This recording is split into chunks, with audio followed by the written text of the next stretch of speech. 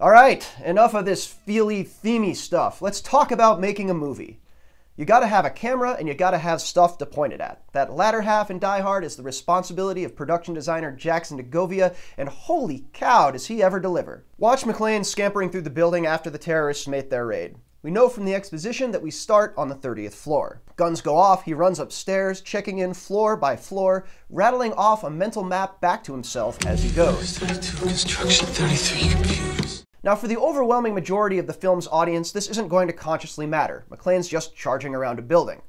But rewatching for the 100th or so time, it's amazing to see how precisely the film clings to this layout. After McClane kills Tony, we know the body is going to the atrium before it gets there because the 30th floor button has been pushed. When McClane goes to the roof to radio the cops, he passes this pinup above the elevator shaft, which we see again in the ensuing firefight, letting us know that he's headed back down. This map does occasionally create continuity trouble. When McClane starts smashing windows to get Al's attention, Marco makes it from the 35th to the 31st floor suspiciously quickly.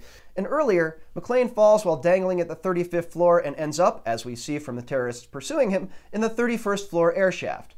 That's quite a drop for a fingertip self-arrest. But that footage was also just an on-set screw-up that looked cool on film, and Die Hard realizes that cool matters. On the Blu-ray commentary, Degovia geeks out for a solid 5 minutes over how great these LA backdrops look, which is true, but also, there aren't any other tall buildings near Nakatomi Tower.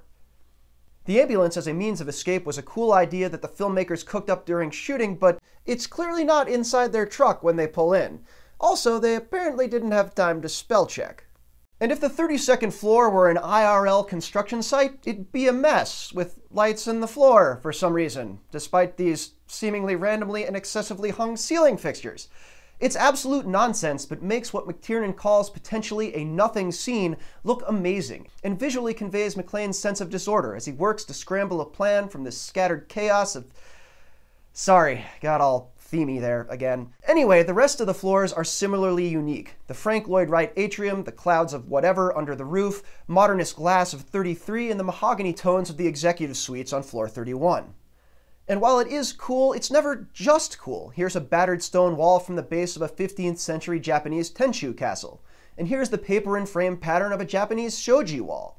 None of this is an accident. Unrealistic as its layout may be, Floor 32 was actually a construction site, where Degovia and his team rearranged the materials to craft, in his words, a jungle. It's got your vines and everything.